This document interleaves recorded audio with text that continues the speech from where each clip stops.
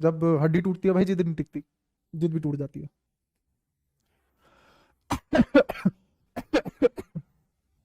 हम्म, पता नहीं, तुम्हारे ऊपर है। रुक जा रुक जा रुक जा रुक जा रुक जा रुक जा, अभी मैंने चैप्टर खत्म नहीं किया। पहली चीज मुझे एक बार ये बता दो कहाँ तक हुआ था। अरे श्रोडिंगर ही चलेगा पूरा, कहाँ तक हो गया वो? अच्छा तो फिर ठीक है, सीधा हमें स्टार्ट करना है इलेक्ट्रॉनिक कॉन्फ़िगरेशन। बहुत जरूरी चीज है, इसी के लिए चर्चा पे कर रहे थे हम सारी। इलेक्ट्रॉनिक कॉन्फ़िगरेशन होता है NLX। ये रिप्रेजेंटेशन होती है किसी भी इलेक्ट्रॉनिक कॉन्फ़िगरेशन की, जिसमें N तुम्हारा शेल, ये सब शेल, ये नंबर ऑफ इलेक्ट्रॉन। ये किस में है नंबर ऑफ इलेक्ट्रॉन? इन सब शेल। ठीक है। ये प्रिंसिपल क्वांटम नंबर, ये ज़ाइम्यूदल क्वांटम नंबर, और ये तो है ही नंबर ऑफ इलेक्ट्रॉन। तो जैसे मैंने लिखा, मान लो 4f8, तो 4f8 लिखने का मतलब क्या हो गया है कि फोर्थ ऑर्बिट या शेल के f सब शेल में 8 इलेक्ट्रॉन। ठीक है, चलो एक और चीज, f में कितने ऑर्बिटल होंगे? 7 ऑर्बिटल। एक ऑर्बिटल में कितने इलेक्ट्रॉन? 2, तो टोटल कितने इलेक्ट्रॉन आ जाएंगे? 14 इलेक्ट्रॉन ऑर्बिटल में है या सब शेल में? आया समझ? तो ये इलेक्ट्रॉनिक कॉन्फ़िगरेशन है। अब डी में 10 इलेक्ट्रॉन क्यों आ जाते हैं?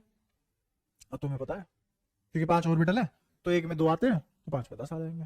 ठीक है, एन शेल में कितने नंबर ऑफ इलेक्ट्रॉन आ सकते हैं मैक्सिमम?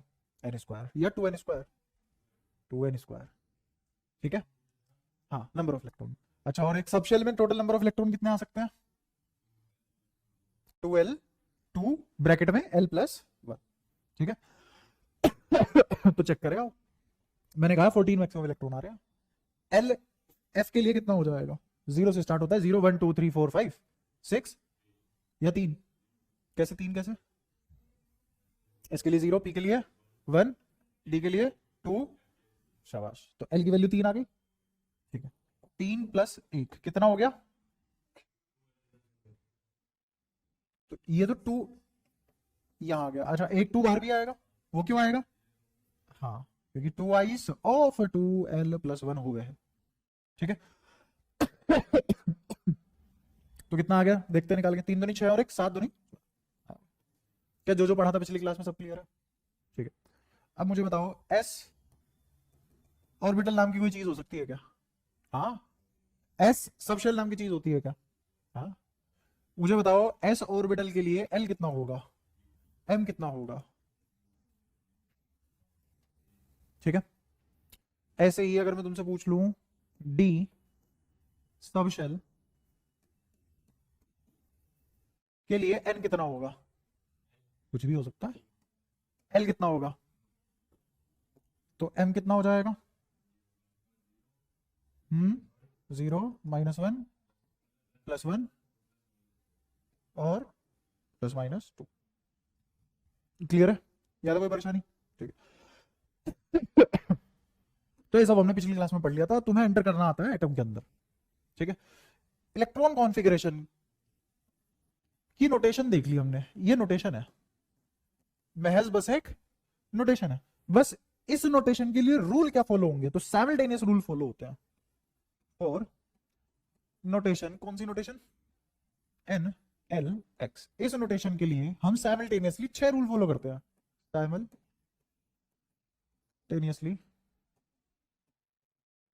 6 rule follow. और कौन कौन से हैं वो 6 के 6 रूल? बोलो। बोली भैया, हाउ भाऊ?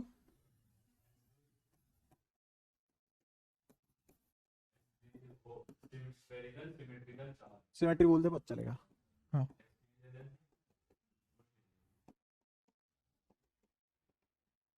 ये 3 शायद तुम्हारे लिए नहीं थे। सिमेट्री बोले तो जैसे मान लो PX PY PZ है, तो तीनों में अगर एक एक इलेक्ट्रॉन आ गया तो सिमेट्री आ गई। और अब ये स्फेरिकल सिमेट्री की तरह ट्रीट होगी, एक स्फेरिकल चार्ज बन जाएगा जिसकी पोटेंशियल एनर्जी मिनिमम होगी। क्यों? क्योंकि रिपल्शन, म्यूचुअल रिपल्शन कम होगी। अबे आर बढ़ेगा, आर मतलब के Q1 Q2 bye are, are घटा तो रिपल्शन घटी, सॉरी आर आर घटा नहीं, आर बढ़ा, आर बढ़ा तो रिपल्शन घटी। ये एक्सचेंज जितना NC2 तब जितनी बड़ी वैल्यू आएगी उतनी ही टोटल एनर्जी कम हो जाएगी। तो जितना ये बढ़ेगा उतना ही टोटल एनर्जी कम हो जाएगी। ठीक है, शील्डिंग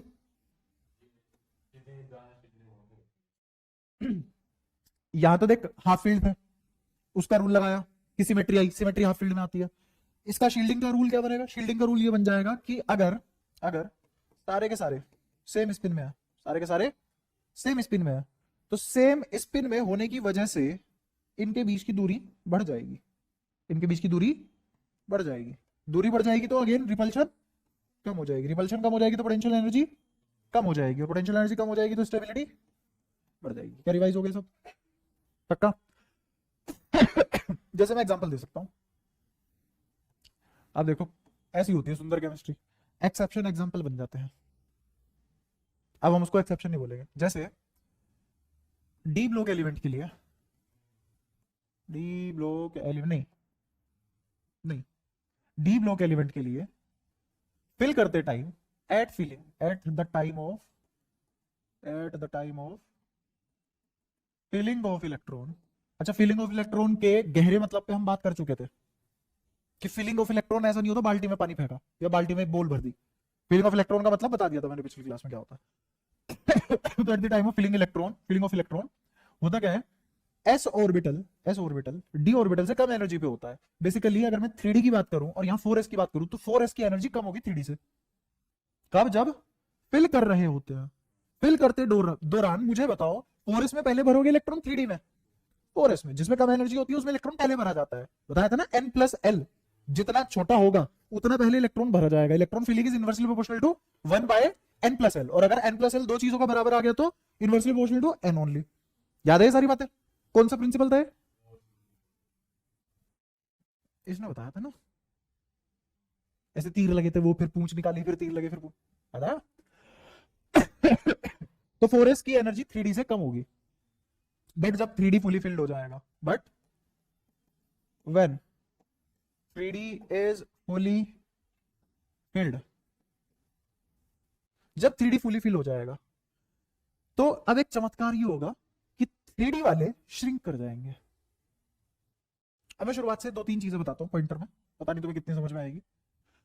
अब तक अगर बहुत कुछ सब अच्छा आता है, जितना फिजिक्स में पढ़ा दिया है अब तक का, पोटेंशियल एनर्जी, इलेक्ट्रोस्टैट और एटम्स तक, और केमिस्ट्री में जितना पढ़ा दिया उतना अगर अच्छे से आता है तो ये 2-3 बातें अगर जो मैं बताऊंगा तुम्हें समझ में आ जाएगी, बढ़िया, और मजा आ जाएगा।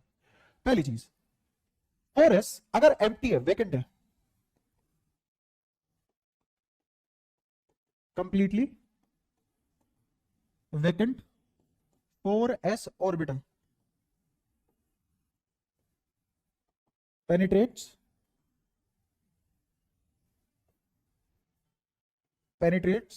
space around nucleus. ठीक है, और जितना ही न्यूक्लियस के पास होगा उसकी एनर्जी स्लाइटली कम हो जाएगी 3D से। therefore energy becomes slightly less than 3D। कब? जब 3D वेकेंट है और 4s भी वेकेंट है, 3D भी वेकेंट है और 4s भी वेकेंट है। और तब है when 3D is also vacant. अभी तक 3D भरा नहीं है, अभी तक 3D तो बाद में भरा जाएगा 4s के। 3D खाली है, 3D में कोई इलेक्ट्रॉन नहीं है, 4s में तुमने इलेक्ट्रॉन भर रहे हो, अभी भरे नहीं है, अभी खाली है वो भी। तो ये भी खाली है और ये भी खाली है, कोई भी नहीं भरा है। तो अब जब तक ये नहीं भरे 4s की एनर्जी कम होगी 3D से, 4s की एनर्जी कम होगी 3D से। रीजन क्या है? क्योंकि 4s क्या कर रहा है, हाँ, स्पेस को ज्यादा पेनिट्रेट कर रहा है 3D के कंपैरिजन में, क्योंकि दोनों वेकेंट है। स्पेस को पेनिट्रेट, हाँ, काट रहा है, स्पेस को काटते हुए अंदर आ चुका है। स्पेस शेप जानते हो ना इसकी, साइज कितना भी बड़ा हो साइज कितना भी बड़ा हो, एस की शेप हमेशा स्फेरिकल होने वाली है और नॉन डायरेक्शनल होगी, कैसी होगी, नॉन डायरेक्शनल होगी। और स्फीयर सबसे कम स्पेस लेता है। कौन सा ऐसा 3D ऑब्जेक्ट है जो सबसे कम वॉल्यूम एक्वायर करे किसी स्पेस में, स्फीयर। और अगेन वो पूरा स्फीयर नहीं होता, वो एक शेल होती है, वो एक शेल होती है ना, स्फेरिकल शेल बोलते हैं उसको, क्या बोलते हैं, स्फेरिकल शेल। ऐसा नहीं है उसके अंदर हर जगह इलेक्ट्रॉन कहीं भी पा सकता है पूरे स्पेस में, नहीं, एक बहुत ही पतला सा 3D स्पेस होगा, उसके अंदर कोई इलेक्ट्रॉन नहीं होगा। तो वो जो पतला सा 3D स्पेस है, वो जो पतली सी बाउंड्री है स्फेरिकल शेल, उसके अंदर पाया जाएगा, ठीक है। तो अब ये ऐसा कर क्यों रहा है, सबसे पहले तो क्वेश्चन यही होना चाहिए, ऐसा कर क्यों रहा है। तो शील्डिंग में मैंने क्या कहा है, आर बढ़ेगा, रिपल्शन घटेगा, तो पोटेंशियल एनर्जी घटेगी, तो स्टेबिलिटी बढ़ेगी, ठीक है। अब मुझे बताओ 3D और 4s दोनों ही अगर वेकेंट है तो कौन ज्यादा फैला हुआ होगा, 3D ज्यादा फैला हुआ होगा ना, दोनों ही वेकेंट है, किसी में इलेक्ट्रॉन नहीं है, तो कौन ज्यादा फैलेगा, 3D ज्यादा फैलेगा और 4s कम फैलेगा। तो हमें ऐसा लगेगा जैसे 3D को चीर के कौन 4s अंदर आ चुका है, किसकी वजह से। और यही रीजन बनेगा अब जब मैं फिल कर दूंगा, जब फिल हो जाएंगे कहानी उल्टी हो जाएगी। तो क्यों होगी, कैसे होगी, वो भी बता रहा हूं अभी, दिख रहा है अभी भी। अब वही 4s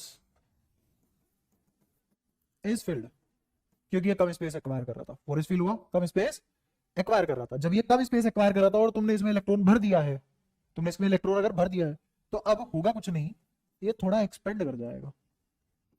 क्यों एक्सपेंड करेगा, देखो ध्यान से, आर बढ़ेगा, क्यों बढ़ा आर, क्योंकि शील्डिंग क्रिएट कर रहा था, तो जो जो शील्डिंग क्रिएट कर रहा बली तो उसी की चढ़ेगी ना, तो शील्डिंग क्रिएट कर रहा था, अच्छा बेटा शील्डिंग क्रिएट करोगे, लो रिपल्शन। अब रिपल्शन आते ही दूर भागेंगे, दूर भागते रिपल्शन कम हो जाएगी, होगी रिपल्शन कम, पोटेंशियल एनर्जी कम हो गई, समझ आया।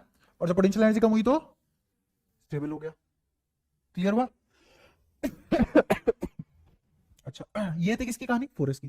3D पे आते हैं, जैसे ही 3D को फिल करोगे, when 3D is filled, when 3D is filled, तो 3D तुम्हें नहीं लगता 4s से भी ज्यादा एक्सपेंड करेगा,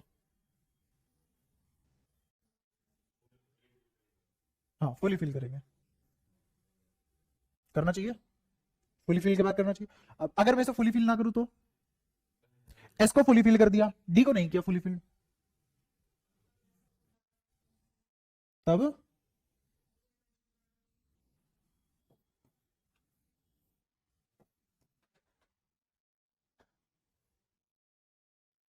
यहां है बस एक,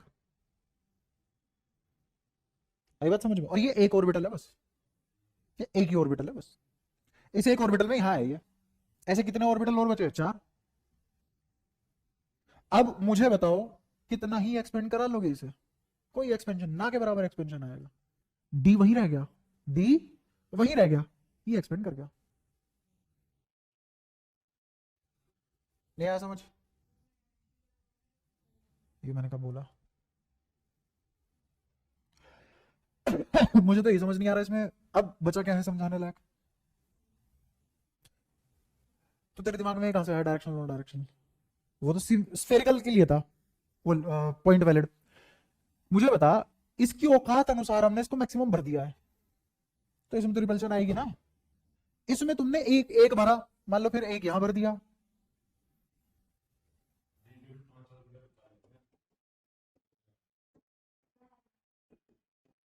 एक तुमने यहां भर दिया, ये भी कहां एक्सपेंड कर जाएगा, एक एक ऑर्बिटल तक एक्सपेंड नहीं कर रहा, तो ओवरऑल सब शेल कैसे एक्सपेंड कर जाएगी, ये तो वहीं रह गया, एक्सपेंड करके बाहर चला गया, तो आउटर मोस्ट कौन बना, आउटर मोस्ट कौन बन गया, 4s। कब तक बना आउटर मोस्ट 4s, अब जैसे ही फुली फिल्ड हो जाएगा, जैसे ही फुली फिल्ड हो जाएगा, अब एक और कहानी यहां पे रचेगी डी ऑर्बिटल में, जब ये फुली फिल्ड हो जाएगा तो ये हाईली सिमेट्रिक हो जाएगा, डी फुली फिल्ड होने के बाद, हाँ डी फुली फिल्ड होने के बाद हाईली सिमेट्रिक हो जाएगा। अब ये भी स्फेरिकल सिमेट्री लेने लगेगा, शेप नहीं रहेगा स्फेरिकल। मुझे ऐसा लगेगा अगर मैं ऑर्बिटल ना देखूं कि इन सब चार्ज ने मिलके एक स्फीयर की लेयर बना ली है, ऐसा हुआ नहीं है, बट सिमुलेशन कैसी आएगी, हाँ जैसे मान लो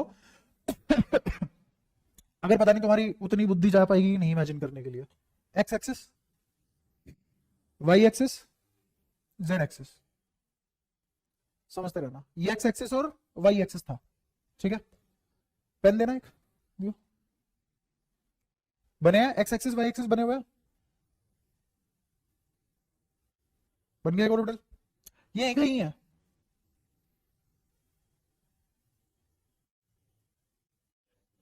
बन गया एक ऑर्बिटल, ठीक है।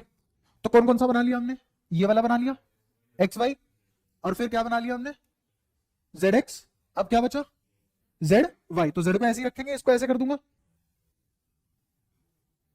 आया समझ में। तो ऐसा कोई 3D फूल मानो, यहां पे एक पॉइंट है और 8 पंखुड़ियां ऐसे स्पेस में फैली हुई है, ये 3 ऑर्बिटल बने हैं डी के, अभी तक कितने 3 ऑर्बिटल बने हैं डी के, कितने ऑर्बिटल बने हैं 3, कौन कौन बच गए 2 और बच गए, वो 2 कौन से बचे X square minus Y square, वो कहां आएगा X square minus Y square कहां आएगा, एक यहां आएगा एक यहां आएगा, तो कितने पेटल हो चुके हैं अब तक 10 हो गए 10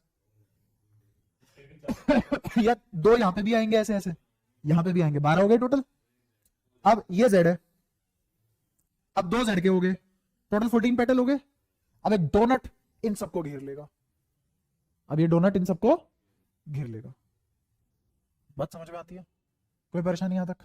तो जब डोनट ने इन सबको घेरा तो इंटरसेक्ट तो नहीं कर सकता वो, अगर इंटरसेक्ट कर गया तो एक ही जगह की 2 प्रोबेबिलिटी आएगी, पॉसिबल नहीं है। तो डोनट बाहर बनेगा इनके चारों तरफ, शायद आज तुम्हें इमेजिन हुआ होगा असलियत में क्या है, अगर कर पाए होगे, क्योंकि मैं बना के तो नहीं दिखा सकता ऑब्वियसली, समझ आया। अब सोचो इतनी कॉम्प्लेक्स शेप है इस डी की, 5 का 5 ऑर्बिटल है, इलेक्ट्रॉन कहीं भी मिल सकता है, और मैक्सिमम कितने इलेक्ट्रॉन पाए जा सकते हैं 10, मिनिमम 0।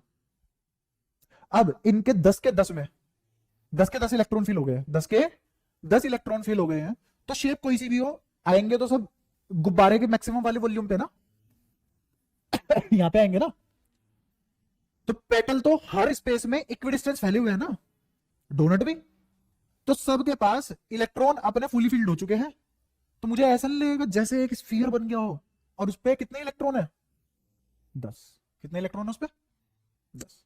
तो मुझे बताओ ये जो सिमेट्री है इसकी वजह से ज्यादा पोटेंशियल एनर्जी रिड्यूस हो जाएगी शील्डिंग की वजह से, सिमेट्री ये हाईली सिमेट्रिकल हो जाएगा, बहुत ज्यादा हाईली सिमेट्रिकल। एक तो मेरे पास डायरेक्शन भी है, स्फीयर है, डायरेक्शन भी है, रेडियल डायरेक्शन, क्योंकि हर रेडियल डायरेक्शन में इक्वली प्रोबेबिलिटी नहीं है। एक्चुअल में एस में इलेक्ट्रॉन ढूंढना ज्यादा मुश्किल है जबकि 2 ही पाए जाते हैं, डी में इलेक्ट्रॉन ढूंढना ज्यादा आसान है जबकि 10 पाए जाते हैं। दूसरा मुझे पता है या तो इस पेटल में मिलेगा या इस पेटल में मिलेगा, इस पेटल में मिलेगा, इस पेटल में मिलेगा। सोचो कितने स्पेस की प्रोबेबिलिटी रिड्यूस कर दिया हमने, ऐसे में तो शेल बोल दी जा कहीं भी ढूंढ ले, और मिलेंगे भी 2, तो इसलिए इसमें इलेक्ट्रॉन ढूंढना ज्यादा मुश्किल है बजाय डी के, समझ आया। तो अगर डी फुली फील्ड है और एस फुली फील्ड है तो कौन ज्यादा स्टेबल होगा, डी या एस, डी, डी ज्यादा स्टेबल होगा। तुम्हारे मुंह से निकला है, बड़ी मुश्किल तक लाया हूं यहाँ, लिटर भाई कॉलेज में तुम किसी भी लेवल में पढ़ लेना केमिस्ट्री, कोई मास्टर तुमसे ये नहीं बुलवा पाएगा जिंदगी में समझा के कि डी फुली फील्ड ज्यादा स्टेबल हो जाता है एस से। लेकिन ये सिर्फ और सिर्फ मैं कहां की बात कर रहा हूं, 3D 4D 5D, 6D नाम की तो चीज होगी ही नहीं, क्योंकि फिर न्यूक्लियर ही अनस्टेबल हो, न्यूक्लियस जो होता है एटम का वही अनस्टेबल हो जाएगा, क्योंकि अभी तो तुम एटम पढ़ रहे हो, एटम में अभी तुम जितनी भी कहानी पढ़ रहे हो श्रोडिंजर की, इलेक्ट्रॉन वेव इक्वेशन है, सब इलेक्ट्रॉन के बारे में पढ़ रहे हो भाई साहब अभी तक।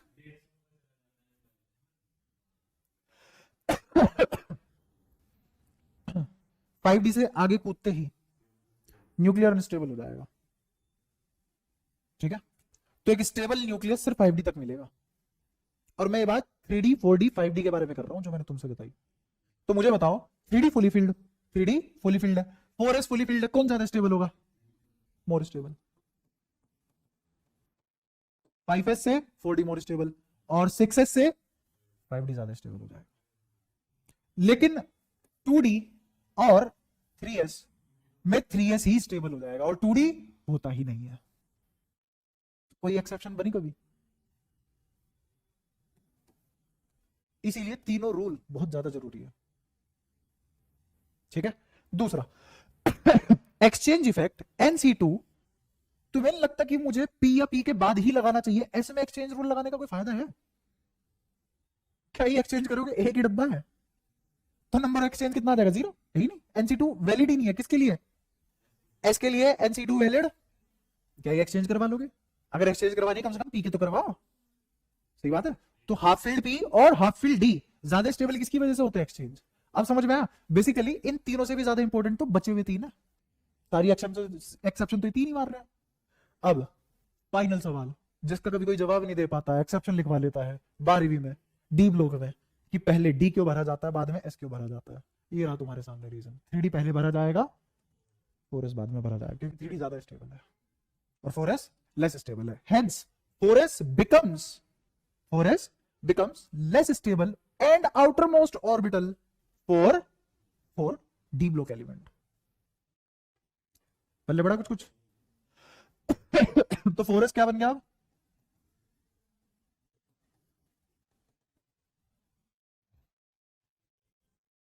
बात समझ में आई क्यों 4S आउटर मोस्ट ऑर्बिटल बन गया है? और इसकी ही एनर्जी सबसे ज्यादा होगी, हाईएस्ट एनर्जी ऑर्बिटल। ये सारी बातें समझ में आती हैं? हाँ ठीक है। इसकी कोई एनर्जी रिड्यूस नहीं हुई है, फेल हो गया अगला। ठीक है, ये न्यूक्लियस के पास आ गया सिमेट्री की वजह से क्योंकि पोटेंशियल एनर्जी इसकी बिल्कुल कम हो जाएगी, फुली फील्ड 3D की बहुत कम पोटेंशियल एनर्जी हो जाएगी। ठीक है, तो ये अब 3D ऑर्बिटल या 3D सबशेल किसको? एस को चीर के एस के अंदर आ जाएगा और न्यूक्लियस के ज्यादा पास आ जाएगा। तो ये जो मैंने यहां लाइन लिखी थी ये पलट जाएगी, कहीं तो लिखी है मैंने, पेनिट्रेट्स स्पेस। अब ये कौन कर देगा? आफ्टर कंप्लीटली फिलिंग काम उल्टा हो जाएगा। जब तक वेकेंट थे काम उल्टा था, और वेकेंट का उल्टा कब हो जाएगा? जब फुली फिल्ड हो जाएगा। तो मैंने दोनों चीजें बताई है। अगर खाली है तो 3D और 4S में से क्या 3D ज्यादा एनर्जी नहीं लेगा? 4S कम एनर्जी लेगा जब तक खाली है, जब तक खाली है। जब फिल हो जाएंगे, कंप्लीटली फिल्ड हो जाएंगे, तो कंप्लीटली फिल्ड एटम ही तो आयन बन सकता है। अब एक और चीज से रिलेट करा रहा हूं क्योंकि ये भी काम आएगी केमिस्ट्री में, सुनते रहना। खाली एटम थोड़ी ना आयन बनेगा, पहले भरो तो सही इलेक्ट्रॉन। इलेक्ट्रॉन भरने के बाद जब छीनने की बारी आएगी तो पहला जब इलेक्ट्रॉन निकलेगा एस में से निकलेगा डी में से? एस में से। बहुत काम की बात बता रहा हूं। और जब भरने की बारी आएगी तो पहले एस भरा जाएगा या डी? पहले डी भरा जाएगा, और निकालने की जब बारी आएगी तो एस से निकलेगा। सोचो कितनी कॉम्प्लेक्स बात थी और हम समझ पा रहे हैं कहां? पहले ही चैप्टर में। ठीक है, तो ये था। अब तुम्हारे पास डी ब्लॉक में एक कोई एक्सेप्शन नहीं है। ठीक है। अच्छा, अब आयनाइजेशन एनर्जी किसकी ज्यादा होगी? क्योंकि फुली फील्ड में ही देखी जाती है आयनाइज्ड एनर्जी। तो आयनाइजेशन एनर्जी 3D की ज्यादा होगी या 4S की? 3D की। क्यों 4S की कम क्यों है? क्योंकि उसके पास ऑलरेडी एनर्जी ज्यादा है, हल्की से देती बाहर आ जाएगा। सोचो कितने सारे सवाल चालू हो गए तुम्हारे। ठीक है। तो ये भी हमने एक्सेप्शन और खत्म कर ली। ठीक है। अच्छा, अब ये रिवाइज भी करा दिया मैंने तुम्हें। ये 6 के 6 साइमल्टेनियसली फॉलो होते हैं, तब जाके इलेक्ट्रॉन फीलिंग होती है, इलेक्ट्रॉन कॉन्फ़िगरेशन लिखी जाती है। इन 6 में से अगर एक को भी गोली लग गई तो बहुत सारे एक्सेप्शन आ जाएंगे इलेक्ट्रॉन कॉन्फ़िगरेशन में। अब इलेक्ट्रॉनिक कॉन्फ़िगरेशन लिखवाऊंगा शुरुआत के 37 एलिमेंट की, क्योंकि ये तुम्हें बाय हार्ट पता होनी चाहिए। चुप रहे। इनिशियल 37 एलिमेंट लिखूंगा, एक एक्सेप्शन नहीं आएगी, और जो भी एक्सेप्शन आनी थी यहां तक आ जाती। और ये बात 5D के बाद फेल क्यों हो जाएगी? जो मैंने अभी सब पढ़ा है वो 5D के बाद क्यों फेल हो रहा है? क्योंकि शील्डिंग इफेक्ट आता तो न्यूक्लियस की वजह से भी है ना। लास्ट टाइम मैंने तुम्हें हल्के से एक फालतू की चीज लिख के दिखाई थी ना, IHI एवरेज प्लस K और J फैक्टर, कोलंबियन रिपल्शन और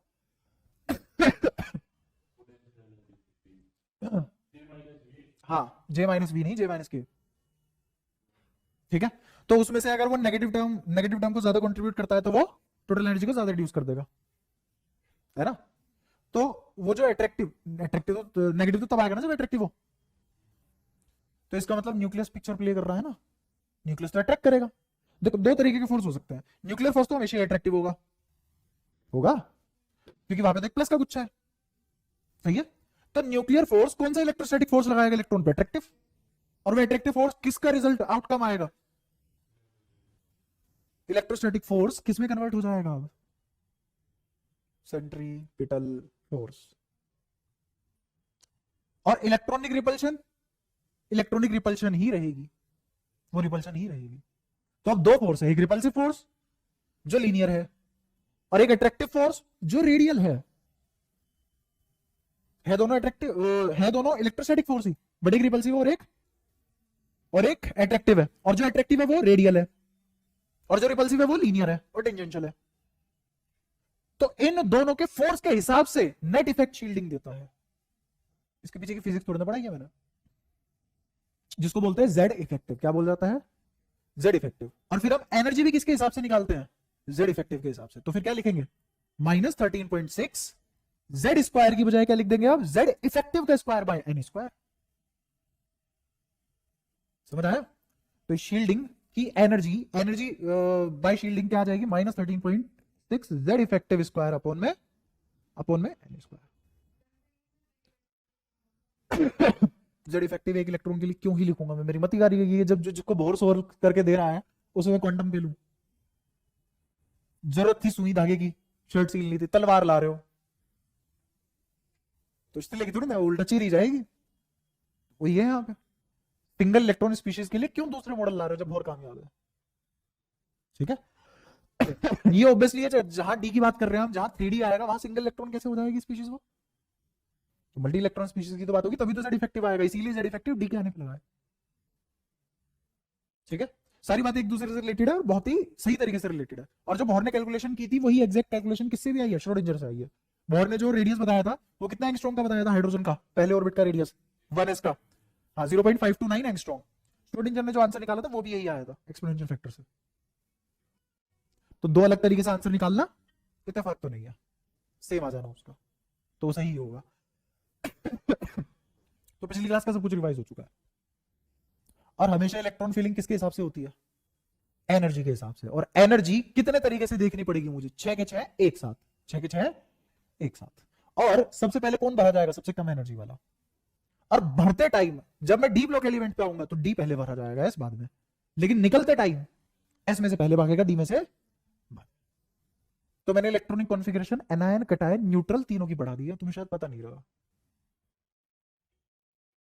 ठीक है, एनायन की भी पढ़ा दिया, कैटायन की भी पढ़ा दिया और न्यूट्रल एटम की भी पढ़ा दिया। क्योंकि न्यूट्रल एटम में तो भरेंगे, है ना। और जब इलेक्ट्रॉन भरा जाएगा तो वो क्या बनेगा? एनायन ही बनेगा, क्योंकि इफेक्टिव नेगेटिव हो जाएगा। और जब निकलेगा इलेक्ट्रॉन तो इफेक्टिव पॉजिटिव हो जाएगा। आई बात समझ? तो पहले एलिमेंट लिखना चालू करते हैं। सबसे पहला एलिमेंट हाइड्रोजन, एटॉमिक नंबर 1। दूसरा helium, atomic number 2। Lithium, atomic number 3। Atomic number beryllium होता है ना 4। फिर बी 5, कार्बन 6, नाइट्रोजन 7। ठीक है, फटाफट लिखते हैं एक बार इनकी। 1s1 खत्म, 1s2 खत्म। इसके बाद मैं कभी भी 1 लिख पाऊंगा क्या आगे? तो मुझे 1s2 फिर क्या लिखना पड़ेगा? 2s1। क्या 1 वाले प्राणी सारे खत्म हो चुके हैं, फुली फिल्ड हो चुके हैं? तो मैं पता है इसकी बजाय एक और ऑल्टरनेट चीज कर सकता हूं, HE ऐसे ब्रैकेट और 2s1। ठीक है। और जहां पे ये फुली फिल्ड हो जाता है, एक principal quantum number, shell sub shell की बात और ऑर्बिटल की बात नहीं कर रहा मैं, किसकी बात कर रहा हूं? एक पूरा प्रिंसिपल क्वांटम नंबर जब फुली फिल्ड हो जाता है तो वो सिर्फ ये फ्रीऑन गैस ही कर सकती है, नोबेल गैस, है ना। तो ये क्या बना? नोबेल, क्योंकि पूरा का पूरा एक क्वांटम नंबर भरा जा चुका है, प्रिंसिपल क्वांटम नंबर। क्या? अरे हमने नोबेल लिखा है ना, लो।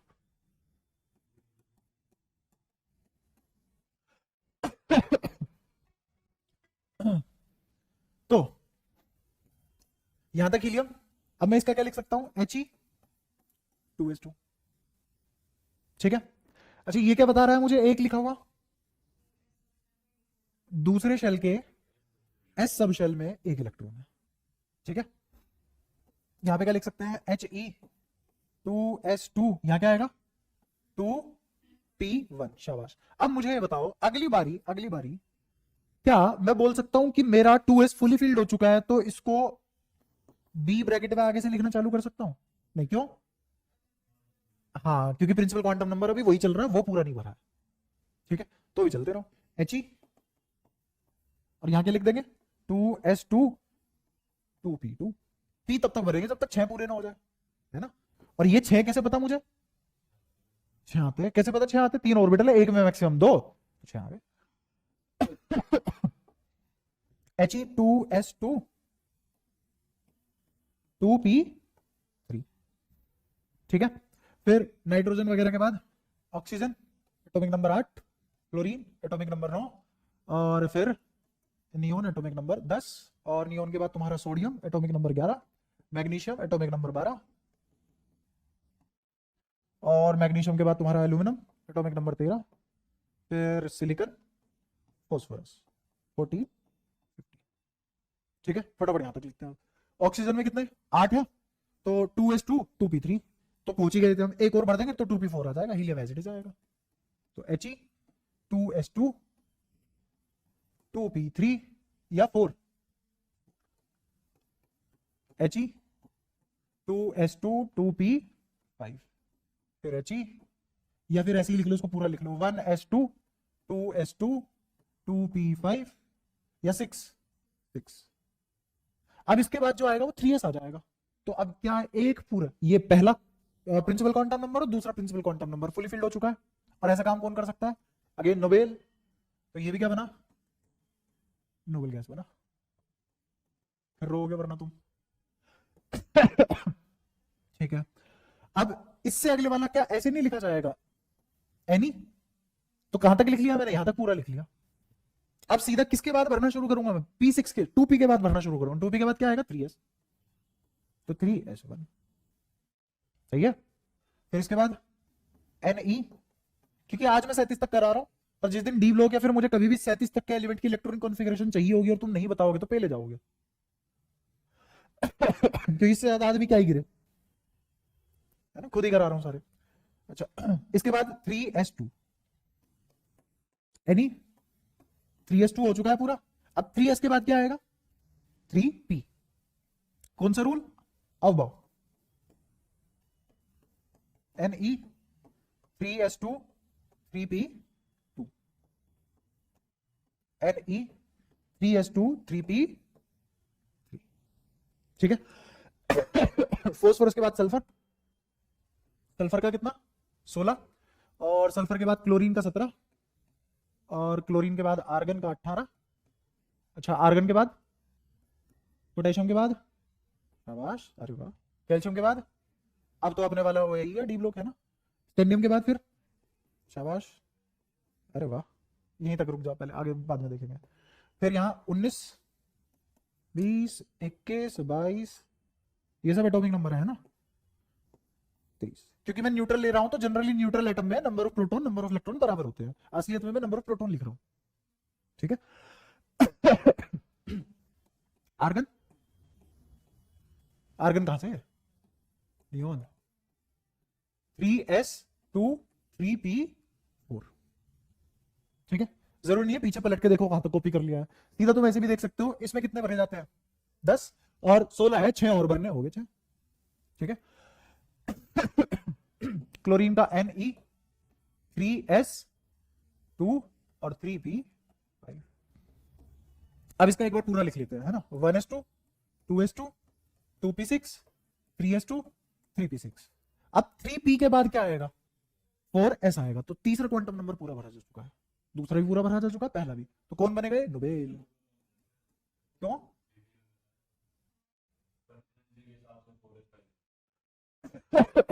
आ गया ना 4S, 4S आ गया, लेकिन 3D 4S के बाद आएगा।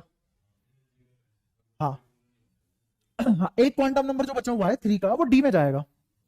ठीक है, और D जब फुली फिल्ड हो जाएगा तो वो ज्यादा स्टेबल हो जाएगा इससे, और क्या अंदर आ जाएगा।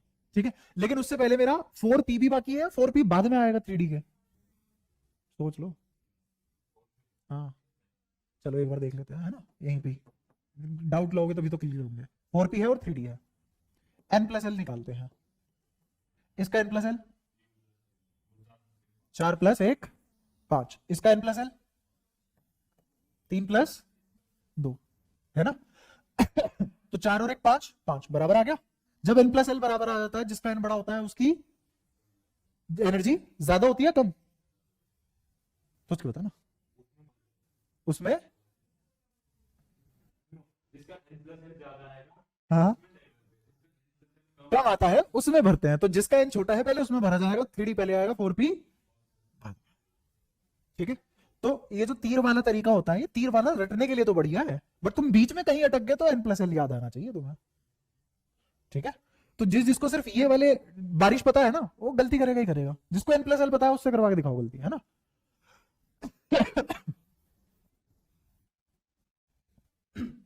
ठीक है, तो अब अगले वाला हम लिख सकते हैं सीधा सीधा आर्गन। तो आर्गन मतलब 3p6 पूरा भरा जा चुका है। ठीक है, अब क्या आ जाएगा इसके तुरंत बाद ही 4s। सही है, ठीक है, फिर आर्गन 4s2। अब यहां समस्या क्या है सुनना, इसको मैं भरूंगा 4s2 3d1 भरा गया। जब भर रहे थे ऐसे लिखा जाएगा, भरने के बाद ये अपने आप ही कैसे दिखने लग जाएगा। क्या समझ में आया मैंने क्या समझाया था पहले। ये पूरा का पूरा बोर्ड जो भी यहां पड़ा है सब एक साथ यहां इस्तेमाल कर लिया। जब भरा जा रहा था तो ऐसे ही भरा जाएगा, और भरने के बाद ये अपने आप इसमें कन्वर्ट हो जाएगा। और जब निकालने की बारी आएगी तो एस से पहले जाएगा, और भरने की बारी आएगी तो एस में, सोच लो, डी में पहले आएगा, क्योंकि डी कम एनर्जी पे हो जाएगा। अब आई बात समझ। तो यही वो चीज है कि यहां पे इसका हम कॉन्फ़िगरेशन क्या लिखते हैं, इसका कॉन्फ़िगरेशन लिखते हैं n-1d 1 से लेके 10 तक, और ns 1 से लेके 2 तक। आया याद। इसलिए डी पहले लिखा जाता है और एस बाद में लिखा जाता है, क्योंकि अब डी ब्लॉक चालू हो चुका है। और मुझे कैसे पता डी ब्लॉक चालू हो चुका है, पहली बार डी यहीं आया है ना। ऐसे कोई बहुत विचित्र बात तो नहीं होगी, इससे पहले हमने डी कहीं देखा ही नहीं, क्योंकि 2d एग्जिस्ट नहीं करता, 1d एग्जिस्ट नहीं करता, 3d आया तो डी ब्लॉक चालू हो गया। क्लियर हुआ। अब कहां तक जाएगा ये, 3d 4d 5d, 5d के बाद क्या हो जाएगा, अब वो डी ब्लॉक रहेंगे नहीं, क्योंकि अब न्यूक्लियर ही स्टेबल नहीं रहा है। तो अब चाहे तुम 6d भी लेके आ जाओ मार्केट में, लेकिन हम नहीं सुनेंगे, हम उसको डी ब्लॉक नहीं बोलेंगे। क्यों, क्योंकि न्यूक्लियस ही स्टेबल नहीं है, इनका न्यूक्लियस भी स्टेबल है। ठीक है। ये जो बात बता रहा हूं पीरियोडिक टेबल में बहुत हेल्प मिलेगी, और अगर पीरियोडिक टेबल अच्छी हो जाती है तो तुरंत आधी केमिस्ट्री अच्छी हो जाती है, और फिर केमिकल बॉन्डिंग और अच्छी हो जाए तो सोने पे सुहागा, उसकी केमिस्ट्री कभी खराब नहीं जाती। फिर तुम्हें पढ़ाना भी छोड़ दे, अपने आप पढ़ लोगे।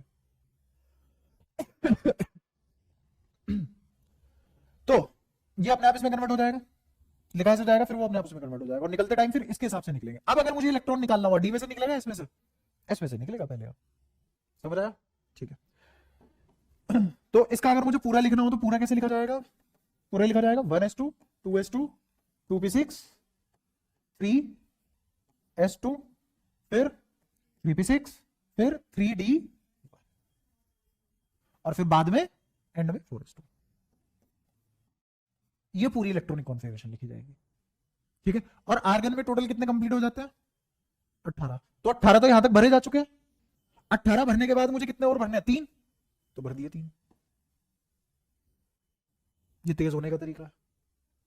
ठीक है। जब हम ऊपर से नीचे कूदी मारते हैं पीरियोडिक टेबल में, इस लाइन से इस लाइन पे जंप करते हैं, तो तुरंत कितना बढ़ जाती है चीजें, 18 बढ़ जाती है। ठीक है। नहीं इतना भी इजी नहीं है, बताऊंगा अभी। डी ब्लॉक जब आएगा, फिर पीरियोडिक टेबल जब आएगी तो बताऊंगा जंप कैसे कैसे करते हैं। कब 18 में भी और भी बहुत सारी चीजें जोड़नी पड़ती हैं कई बारी।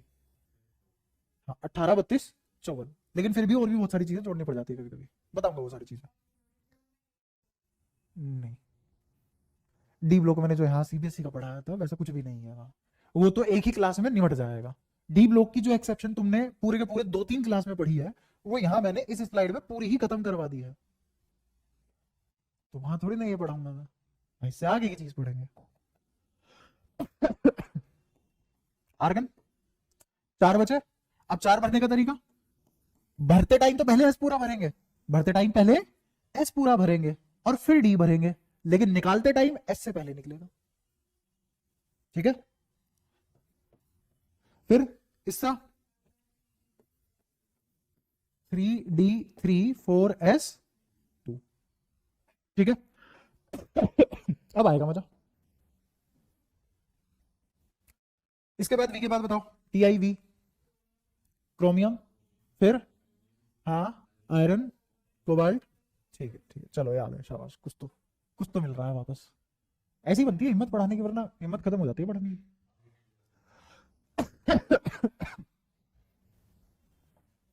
तो अब लिखेंगे आप क्रोमियम का, क्रोमियम 24 है ना। आर्गन तो आएगा ही आएगा, ये रहा आर्गन। अब भरते टाइम पहले कौन भरा जाएगा, भरते टाइम पहले कौन भरा जाएगा, वो होता क्या है, रटा हुआ छोड़ो। हाँ हाँ, भरते टाइम एस पहले लिखा जाएगा 4S, और 3D बाद में लिखा जाएगा, तो भरते टाइम एस पहले भरा जाएगा। तो असलियत में होगा क्या, एस पूरा भरेंगे, फिर लिखेंगे 3D4 लिखेंगे। फिर मुझे याद आएगा एक और चीज, यार मैंने 3 नहीं, मैंने 6 रूल पढ़े हैं दुनिया से, 3 रूल फालतू पढ़े, जग मार लेंगे तो पढ़े लगाएंगे इसमें। तो मुझे बताओ, ये 4 है, ये 2 है, अगर मैं इसको, और मुझे पता है ये एक्सचेंज करेंगे अपनी पोजीशन, फुली फिल्ड होते ही पोजीशन एक्सचेंज कर लेंगे।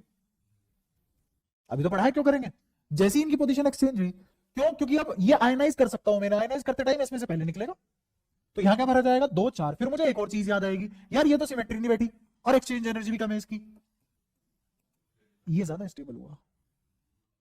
सारा खेल एनर्जी का है, इलेक्ट्रॉन या फिर इलेक्ट्रॉनिक कॉन्फ़िगरेशन में सारा खेल किसका है, एनर्जी का है। एनर्जी के 6 तरीके, 6 के 6 तरीके किसके हैं, एनर्जी के। कोई रूल नहीं है, कुछ नहीं है, कोई एक्सेप्शन नहीं, जिसको एनर्जी का खेल तमीज में आता है वो सब कर जाएगा।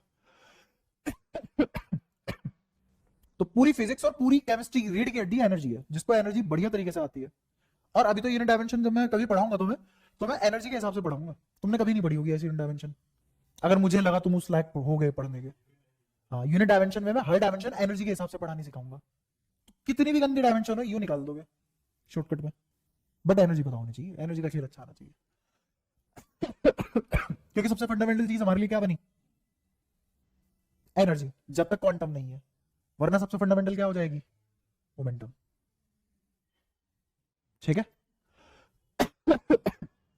खैर, तो 3D5 4S1 और पीछे आर्गन, मतलब इससे पहले हम सब गलत कर रहे थे, ये करेक्ट है, और ये एक्सेप्शन नहीं है।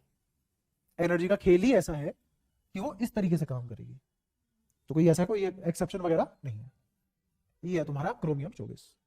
ठीक है, तो पूरी कॉन्फ़िगरेशन क्या बन जाएगी, Cr24 की, इंपॉर्टेंट एलिमेंट है क्योंकि, बोलो 1s2 2s2 3s2 ही, हाँ अच्छा 2 के बाद P नहीं आ सकता क्या, हाँ 3s2 फिर 3p6, शाबाश, हाँ पहले 4s1 फिर 3d5 जियो।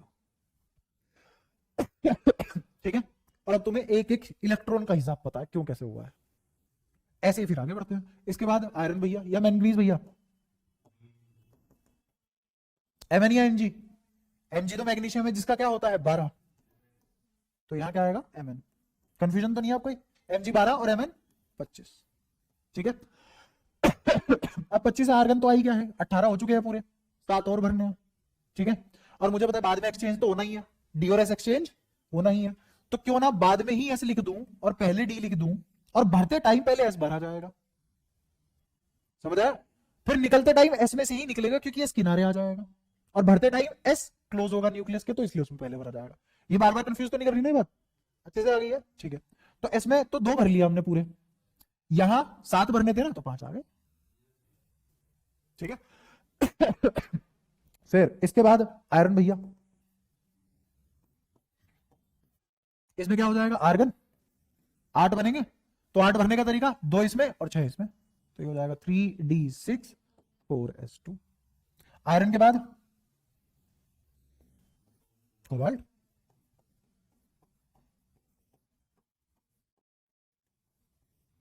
कोबाल्ट के बाद, फिर इसके बाद कॉपर, है ना, कॉपर को अलग से लिखेंगे, ये भी इसके जैसे ही है, क्रोमियम जैसे ही। 28 28 है, तो ये सब मैं न्यूट्रल एटम लिख रहा हूँ, क्या लिख रहा हूँ ये सब मैं, न्यूट्रल एटम। तो यहां लिखा जाएगा 3d8 4s, ठीक है। निकल की शक्ल देख के पता लग जाता है अगली बार यहाँ नो आएगा।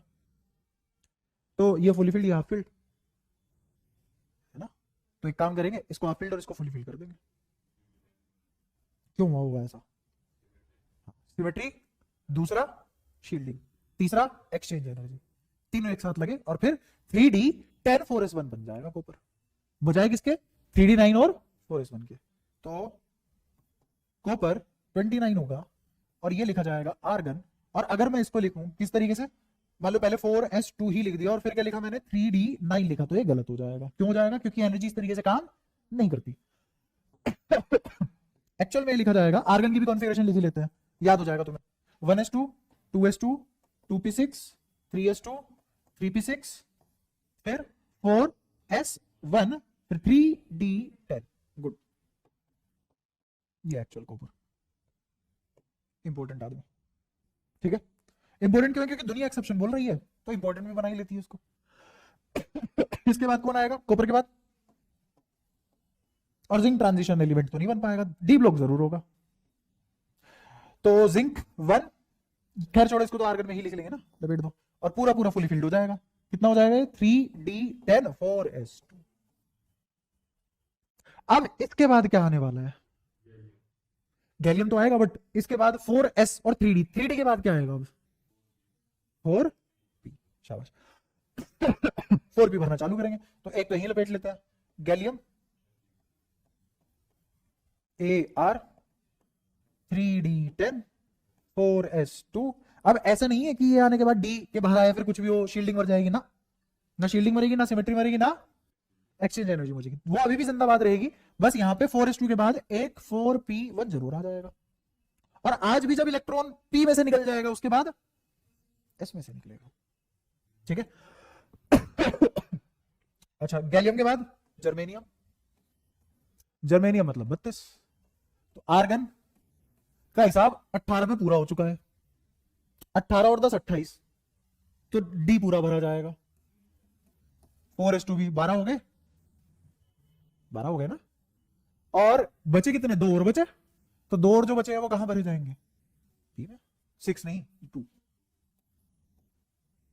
गैलियम के बाद, सॉरी जर्मेनियम के बाद Ar, As, फिर Se, फिर शाबाश क्रिप्टन, शाबाश, यहां तक बहुत है, यहां तक करवाने थे।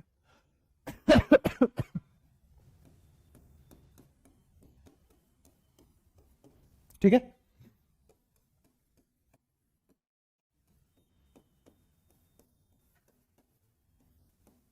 यहां तक। अब यहां पे एक चीज होगी उसमें भी देख लेंगे।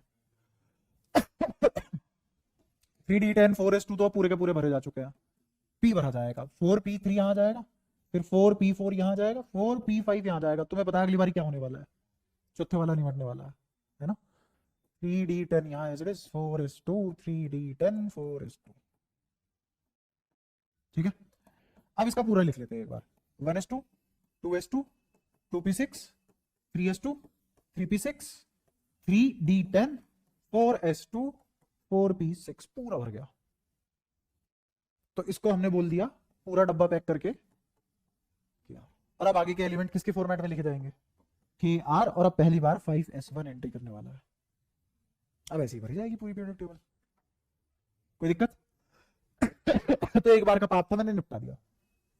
तुम्हारी ये शिकायत नहीं होनी चाहिए, मुझे इसकी कॉन्फ़िगरेशन लिखनी आ रही, उसकी लिखनी आ रही, ठीक है। हाँ, ठंड लग रही है, क्या गर्मी लग रही है, कोई दिमाग थोड़ा ज्यादा लगा, पसीना आएंगे, दिमाग की भी मेहनत होती है। अब तो सर्दी वर्दी आ गई ना, बढ़िया जर्सी वर्सी पहन, और क्या बोलते हैं उसे, सूटर स्वेटर,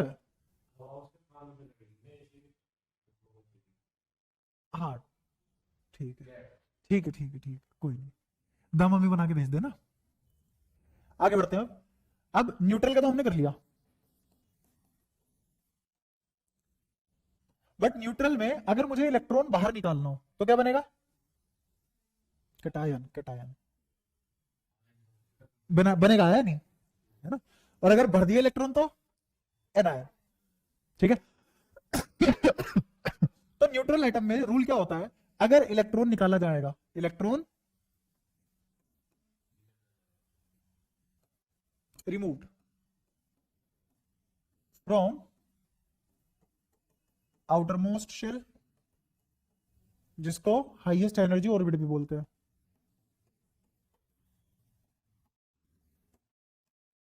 ठीक है। ये बात जनरली है, ऑलवेज ऑलवेज। यही बात एक्सेप्शन के तौर पे डी ब्लॉक के लिए कैसे लिखवाई जाती है? For D block first, for D block outermost shell क्या बनेगी? 4s या ns, एग्जैक्टली बोले तो ns, क्योंकि 5s भी तो आएगा ना, 6s भी आएगा। तो शेल कौन सी बनेगी? ns, है ना? और सेकंड आउटर मोस्ट शेल कौन सी बनेगी? n-1 D. तो पहले इसमें से निकलेगा फिर इसमें से निकलेगा, किसके लिए? डी ब्लॉक के लिए। एक्सेप्शन थोड़ी ना, हमें पता है ऐसा क्यों हो रहा है। ठीक है। अच्छा, कुछ टेक्निकल नाम है वो एक बार और देख लो। जो n होगी डी ब्लॉक में, जो n होगी उसको क्या बोलेंगे? Outermost shell. जो n-1 होगी उसको बोलेंगे पेनल्टीमेट शेल। और जो n-2 होगी, क्योंकि मैंने n-1 से भी निकाल लिया, अब किसकी बारी है? n-2 से निकालने की बारी है। पगला गया माइनस करते करते, आज नहीं छोड़ेंगे एक इलेक्ट्रॉन, यहां तक आ गए। हाँ, तो एंटी पेनल्टीमेट शेल। ये बस कुछ नहीं, नाम है, टेक्निकल नाम है, और कुछ नहीं है, ऐसी कोई खास चीज नहीं। ठीक है। अच्छा, जब इलेक्ट्रॉन रिमूव करते हो, इलेक्ट्रॉन रिमूव करते हो तो क्या बनता है? कैटायन। होते आयन ये। और जब इलेक्ट्रॉन ऐड करते हैं या फिल करते हैं, किसमें? इन न्यूट्रल एटम, तो वो क्या बन जाता है? जब ऐड करोगे तो किसमें ऐड करोगे? ऐड करते हैं तो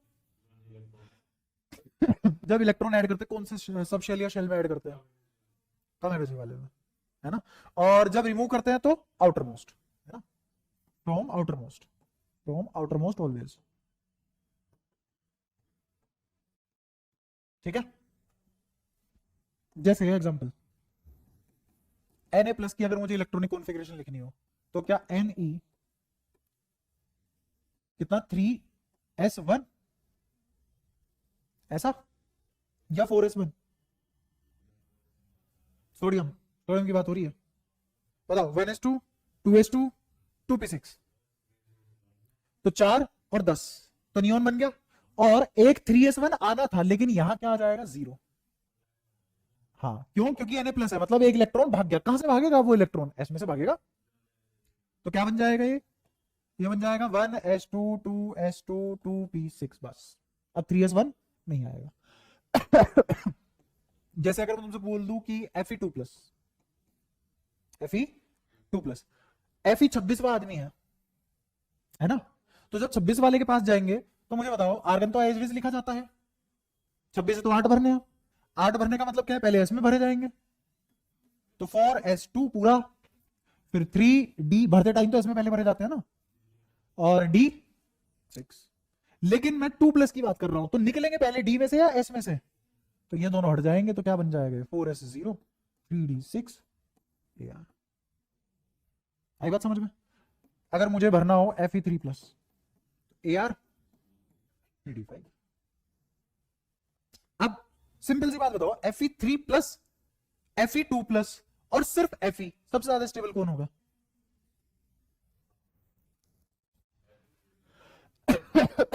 क्यों? हाफ फील्ड है और इससे पहले पूरा फील्ड है। तो आयरन नेचुरली किस स्टेट में मिलना चाहिए मुझे? नेचर में मिलता भी ऐसे ही है। आयरन ओर्स में Fe3+ ही पाया जाता है।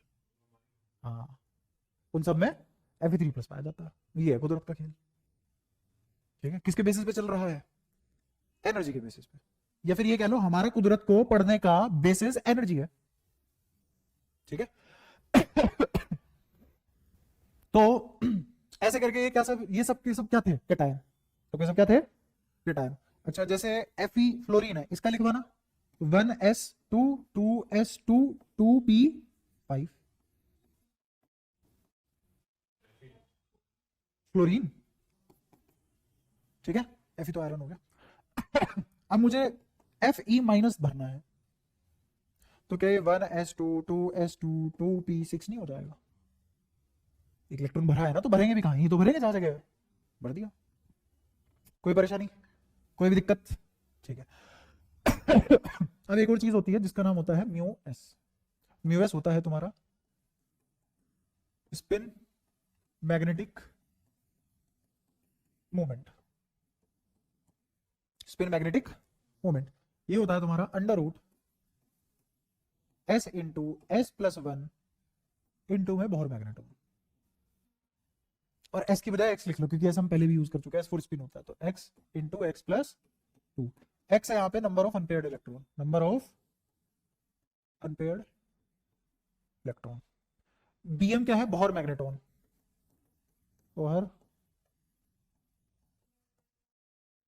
एक्स प्लस 2, ठीक है।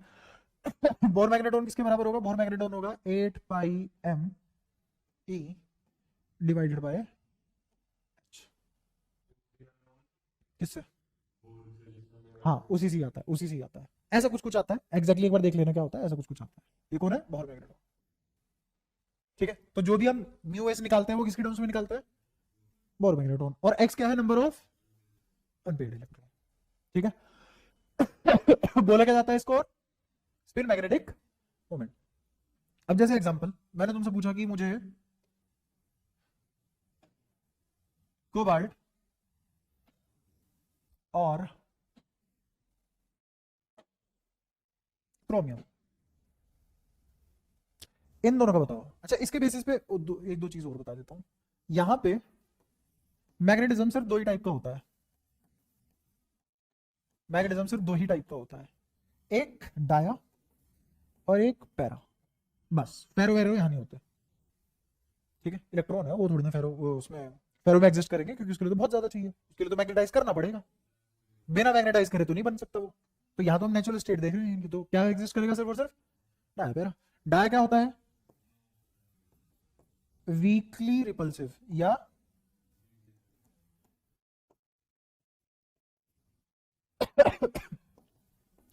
वीकली रिपल्सिव ही लिख लो, वीकली रिपल्सिव इन नेचर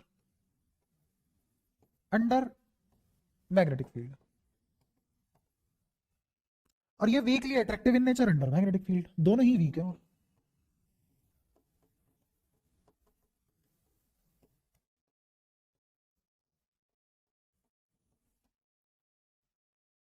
इसमें number of unpaired electron zero होते हैं, इसमें number of unpaired electron zero नहीं होते। इसमें म्यू एस जीरो आएगा क्योंकि जब एक्स जीरो है म्यू एस क्या करेगा आके, और यहाँ पे म्यू एस जीरो, ठीक है।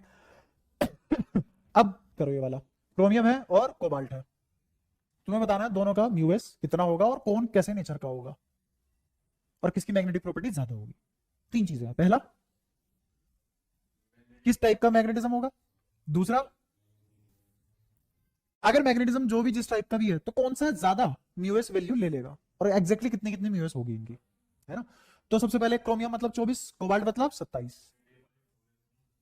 शाबाश। डायरेक्ट आर्गन तो है ही अपने पास, है ना, वो तो फुली फिल्ड है, उसमें कोई नंबर ऑफ अनपेयर्ड इलेक्ट्रॉन नहीं मिलने वाला है, ऐसे कोई एक्स इजाद नहीं होगा हमारे पास। इसके बाद क्या लिखा जाएगा, 3d5 4s1। तुम्हें पता है ये भी हाफ फील्ड है, ये भी एक एक बार एक एक ही फील्ड हुए हैं इनके, तो एक एक ये फील हुए हैं और यहाँ एक फील हुआ है, तो एक्स कितना आ गया 6। क्या डब्बे बनाने की जरूरत है यहाँ ऐसे, पक्का इमेजिन हो गया, यहां सिर्फ 5 भरे जाएंगे, कोई एंटी स्पिन नहीं भरी जाएगी, कोई पेड स्पिन नहीं होगी, सारी पैरेलल स्पिन होगी, ठीक है। तो म्यू एस कितना हो जाएगा, 6 इंटू 6 प्लस 2 48, 8 48 रूट 48 बी है, कोई परेशानी, ठीक है। तो पैरा बना अगला, डाया होता 0 आता, एक्स ही पता लग जाता 0 आ रहा है। यहां कोबाल्ट 27 है, अगर ये 27 है तो ए आर 3d6 4s2। मुझे बताओ 24 से 27 आने में 3 इलेक्ट्रॉन जोड़ेंगे, तो तुमने तो सिर्फ 2 ही फालतू भरवाए हैं, यहां 7 नहीं आएगा, पढ़ लेना भाई एक बार ये इलेक्ट्रॉनिक कॉन्फ़िगरेशन, ढूंढ में मत रहना। ये बस यही 19-20 होने से तो नंबर कटते हैं। तो अब मुझे बताओ, ये तो फुली फिल्ड है, यहां से कोई एक्स नहीं आने वाला। यहां कैसे भरा जाएगा? इमेजिन करो 5 तो अनपेयर्ड भरे गए, फिर 2 भरे जाएंगे, उसमें 2 लटक जाएंगे, x 3 आएगा। नहीं इमेजिन हो पाता है तो ऐसे कर लेना चुपचाप, 1 2 3 4 5 6 7, ये बचे 3। ठीक है, तो x कितना आ गया? 3, दोनों को जोड़ गया। और म्यू एस कितना आ जाएगा? 3 और 5, तो 5 3 15, रूट 15 दिया। बोला कोई परेशानी? ठीक है। ये भी क्या निकल गया, बट ये कौन सा ज्यादा प्यारा होगा इसमें से? ये वाला मोर प्यारा। तीनों के आंसर आ गए हैं, कोई परेशानी? अब एक काम करो, Fe2 plus Fe3 plus Cr3 plus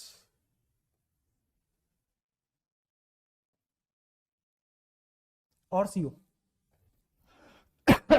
इनको अरेंज करो increasing order of bore magneton या increasing order off spin magnetic moment. Arrange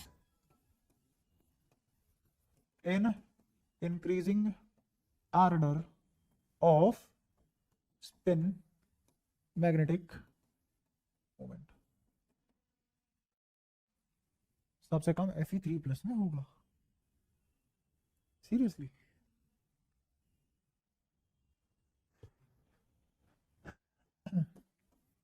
Fe2 plus AR।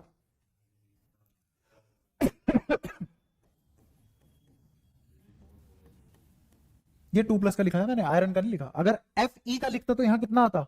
3d6 आता। क्या? हाँ, ये 3d6 आएगा ना, तो S लिखा ही नहीं जाएगा, वहां तो 6 ही आएगा। ठीक है, जब हम 6 भरेंगे तो 5 तो ऐसे सूत्र की तरह भरे जाएंगे पैरेलली, फिर जो छठा है वो पहले वाले को कैंसिल आउट कर देगा, x 4 बचेगा। बना के बताऊं, ये समझ आ चुका है? आ गया? तो यहां से x कितना आया? ऑब्वियसली जिसके x बराबर होंगे उनका म्यूएस भी बराबर होगा, as long as we are all playing with 3D। ऐसा नहीं है कि एक का 3D और दूसरे का 4D और x बराबर आ रहा है तो बराबर हो गए। समझ आया? नहीं आया तो भाई पूरे अभी तो पढ़ा आगे पूरा सिलेबस, कभी ना कभी तो आएगा ही। Fe3 plus AR 3d5 4s0 x5। इससे ज्यादा कहां से ढूंढ के लाऊंगा मैं, बताइए? Cr3 प्लस, अब सुनना, ये 3d5 4s1 होता है, पहले s से उड़ेगा 4s0, फिर 2 3d5 से उड़ेंगे तो 3d3, बस 3d3 बचा। क्या इमेजिन हो पा रहा है ये सब? सोचो अगर यही इमेजिनेशन होती नहीं, फ्लुएंसी तुम्हारी कॉन्फ़िगरेशन में होती डी ब्लॉक के टाइम पे, तो 3 क्लास कम बचती हमारी, 1 क्लास में 3D हो जाता।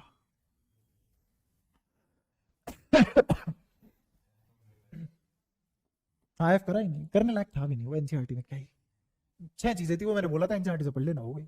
उससे बता बाहर क्या आएगा? अब तो कर नहीं, वहां बहुत ज्यादा है, यहाँ बहुत सारी चीजें हैं जो मुझे पढ़ानी पड़ेगी, और इनफैक्ट मुझे यहाँ पे तुम्हें वो भी पढ़ाना पड़ेगा, रेडियो एक्टिविटी भी पढ़ानी पड़ेगी यही, ताकि वो मुझे एफ में दुख ना दे। इसीलिए चैप्टर सबसे बड़ा है, केमिस्ट्री में सबसे बड़ा चैप्टर पढ़ रहे हो तुम फिलहाल। नहीं, थर्मोडायनेमिक्स सबसे बड़ा है, सेकंड नंबर पे है वैसे केमिस्ट्री में, थर्मोडायनेमिक्स सबसे बड़ा है। कराना पड़ेगा, और कौन कराएगा? अगर मैं टिका रहा तो करा ही दूंगा, नहीं टिका रहा तो कौन नहीं करा देगा? फिर तुम देखना, फिर नहीं रोक भी नहीं सकता भाई कोई। तू ही तो नहीं रोक पा रहा, मैं चलता रहूंगा तो खिसकता जाएगा साथ के साथ, पता है? अच्छा, कोबाल्ट, कोबाल्ट में 3d7 4s2, 3d7 4s2। देख लो एक बार, कोबाल्ट का 3d7 4s2 ही आएगा क्या? कोबाल्ट कितना होता है? 28 या 27? 27। अगर 27 है तो यहां तक तो 18 पूरे हो चुके हैं, 9 फालतू है। क्लियर है? क्लियर है? अब देखते हैं इसका x कितना आएगा। अकेले 3 ही भरे गए, सिंगल सिंगल भरे गए, ये तो पेड भी नहीं है ही नहीं, तो x कितना है यहां से? 3। Again x number of electron है या अनपेयर्ड इलेक्ट्रॉन है? अनपेयर्ड इलेक्ट्रॉन है, x is number of unpaired electron. अच्छा, यहां पे 7 कैसे भरे जाएंगे? देखो 5 तो ऐसे ही भरे गए, फिर 2 भरे जाएंगे, पेयर बन जाएंगे, बचे 3, तो यहाँ भी x कितना आ गया, इन दोनों का मैग्नेटिज्म बराबर, फिर उससे ज्यादा इसका, फिर सबसे ज्यादा इसका, तो इंक्रीजिंग ऑर्डर में अरेंज करने पे क्या लिखा जाएगा, कोबाल्ट, फिर बराबर है Cr3 प्लस के, फिर इससे ज्यादा बड़ा है Fe2 प्लस, और उससे ज्यादा बड़ा है Fe3 प्लस। ये करना था बस, क्लियर हुआ? तो डी ब्लॉक से अच्छा मैग्नेटिज्म तो यही हो गया तुम्हारा सेकंड में, ठीक है। अब डी ब्लॉक में फिर बच्चा क्या होगा पढ़ने को, जो वहां था वो तो मैंने यही पढ़ा दिया है, तुम्हें ऐसा लग रहा होगा, बट चलो अभी डी ब्लॉक पे पता लगेगा, है ना।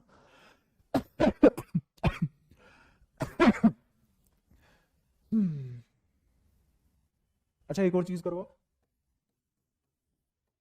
सीआर, सीआर में मुझे बताओ n प्लस एन कितने एटम का सेम होगा, या कितने इलेक्ट्रॉन का n प्लस एन सेम होगा, हाँ, कितने इलेक्ट्रॉन का सेम होगा,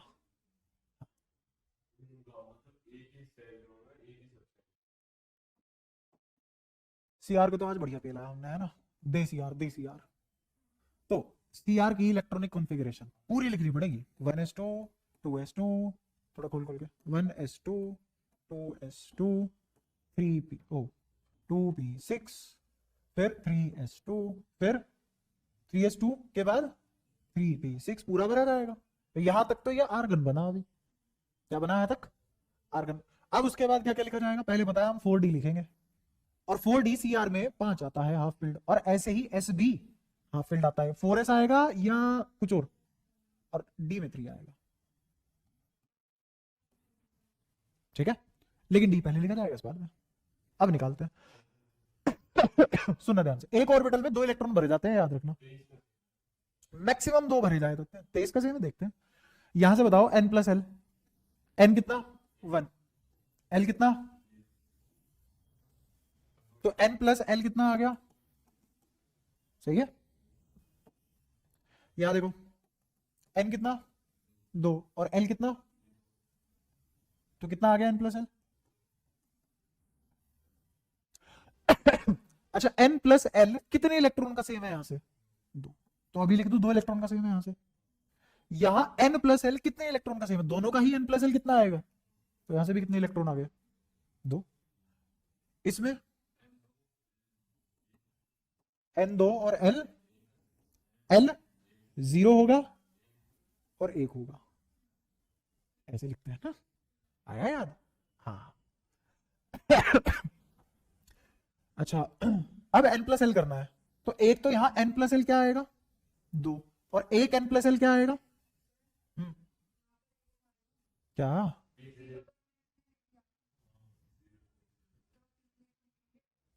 अच्छा p के लिए तो एक ही होगा ना, हाँ,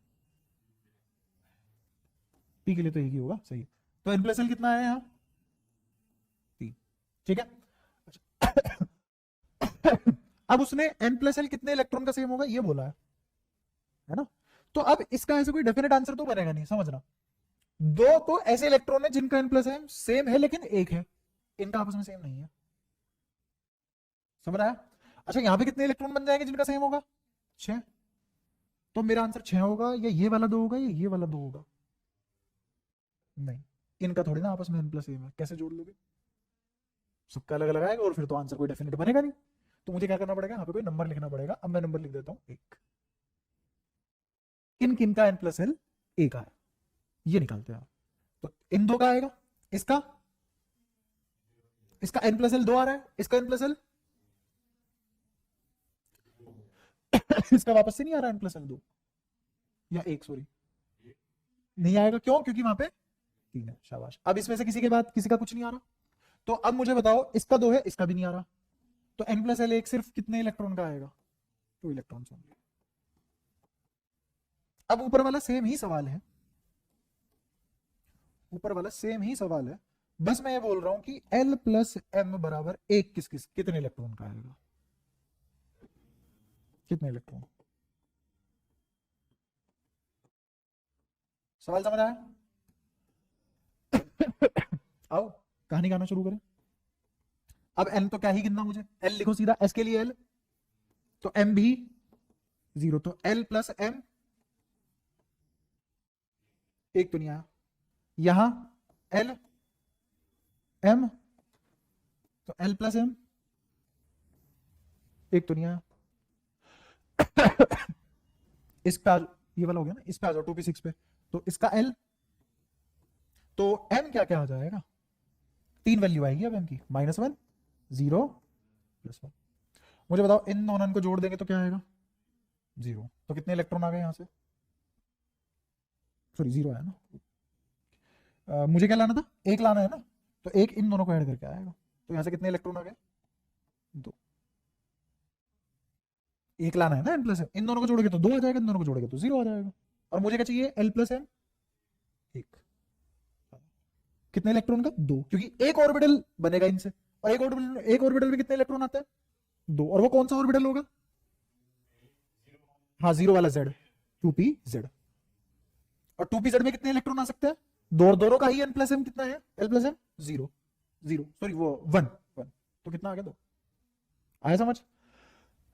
2p6 हो चुका है, 3s2 l 0 m भी 0। अच्छा फिर 3p6 है, तो p के लिए l 1, m फिर से वही कहानी, -1 0 और 1, और इन दो से 2 इलेक्ट्रॉन इकट्ठे हो जाएंगे अपने, जिनका l प्लस एम 1 आएगा। अच्छा फिर इसके बाद 3p6, तो 3p6 में l कितना, 3s2 लिख लिया था मैं, 3p6 भी लिख लिया है ना, लिख लो 3p6 गलती ना, 3s2 2p6 2s2 और 1s1। हाँ बताओ यहाँ पे अब किसका लिखने वाले हो, 3d5 का, तो l कितना, 3, 3 कहां से, 2, l2 m -2 -1 0 1 2। अब 2 में -1 जोड़ दो तो क्या बचेगा, 2 इलेक्ट्रॉन आएंगे जिनका l प्लस एम 1 आएगा। ठीक है, और कहीं से आ रहा है क्या, कैसे, क्योंकि 3d5 है, तो अब आज के दिन एक ऑर्बिटल में 2 इलेक्ट्रॉन नहीं है, 2 तो मैक्सिमम भरे जा सकते हैं, तो वो तो फुली फील्ड से मिलते हैं, हर ऑर्बिटल हाफ फील्ड है, हर ऑर्बिटल हाफ फील्ड है। तो अगर हर ऑर्बिटल हाफ फील्ड है तो 2 की बजाय कितना इलेक्ट्रॉन मिलेगा एक ऑर्बिटल से, तो अब यहां 2 की बजाय कौन आएगा, 1 इलेक्ट्रॉन ही आ पाएगा, जिसका n प्लस एल 1 होगा। आई बात समझ, हाँ l प्लस एम। आखिरी क्या बचा, 4s1 l 0 m 0, l plus M 1 नहीं आ पाया, तो अब टोटल गिनो कितने, 2 2 4 और 1 5, तो टोटल कितने इलेक्ट्रॉन आ गए, बढ़िया सवाल। अब अगर मैं तुमसे पूछ लूं एक और सवाल इसी से ही, कि कितने इलेक्ट्रॉन जिनका l प्लस एम 0 आ जाए, कितने इलेक्ट्रॉन होंगे। हाँ अब यहां से 2 इलेक्ट्रॉन आ जाएंगे, यहां से कितने आएंगे, 2, यहां से कितने, 2। अच्छा अब ध्यान से देखो, इन दोनों को जोड़ो तो 0 आ गया, तो यहां से भी कितने आ जाएंगे, सही है, यहां से भी कितने, क्योंकि फुली फील्ड है, यहां से कितने, इन दोनों को जोड़ो 2। अच्छा यहां 2 -2 तो 1 आएगा, क्योंकि ये हाफ फील्ड है सारे ऑर्बिटल। अच्छा यहां से 1 2 नहीं 1, क्योंकि फुली फील्ड नहीं है, वो हाफ फील्ड है, तो कितने हो गए, 2, यहां तक हो गए, तो 2 का 1 आ गया टुकड़ा, तो कितनी बार 2 रिपीट हो रहा है वो देख लेते हैं, इन दोनों का मिला के 2 बना, 1 बार रिपीट हो गया, 2 बार 3 बार 4 बार 5 बार 6 बार, तो कितने आ गए, कर लोगे ऐसे ऐसे सवाल पक्का। एक आखिरी करो, यार की ही कमर तोड़ते हैं फिर से।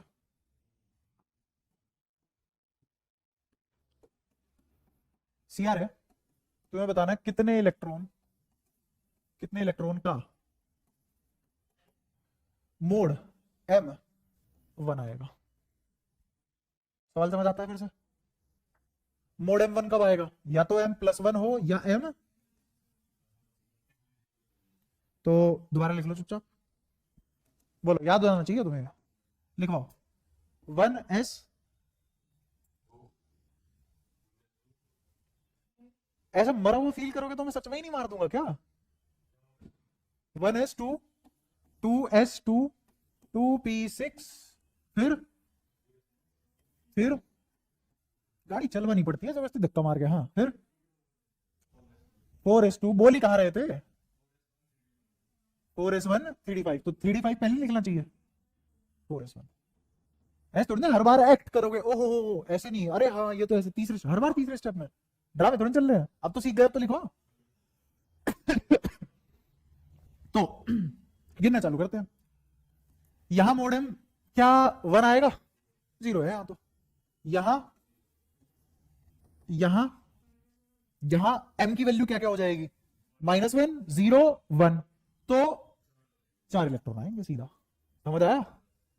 इसको नहीं आया, रुक जा, मुझे बता l कितना होगा 1, तो m कितना हो जाएगा -1 0 1। इस वाले ऑर्बिटल से कितने हैं 2, इस वाले ऑर्बिटल, और वो भी क्यों देखूं मैं तो ये देखूंगा ना कि इससे भी मोड m कितना आएगा 1, तो कितने इलेक्ट्रॉन होंगे ऐसे 2, इससे भी मोड m कितना आएगा 1, तो इससे कितने इलेक्ट्रॉन होंगे, बस मैंने वही डायरेक्ट लिखने की कोशिश की थी 4, ठीक है। इससे इससे 3p6 है, फिर से कितने आ जाएंगे 4, अब तो बताने की जरूरत नहीं है ना ये कैसे आया 4। अच्छा यहां बताओ कैसे, हाँ यहां पे भी होगा क्या, l किसके बराबर होगा 2, तो m -2 -1 0 1 2, तो इसका भी मोड़ लेंगे तो भी 1 आएगा, इसका मोड़ लेंगे तो भी 1 आएगा, इसमें कितना इलेक्ट्रॉन आएगा 1, इसमें कितना इलेक्ट्रॉन आएगा 1, क्योंकि एक ऑर्बिटल में आज के दिन एक ही इलेक्ट्रॉन है, 2 नहीं है, 2 तो मैक्सिमम होता है फुली फील्ड में, यहां फील्ड है, ठीक है।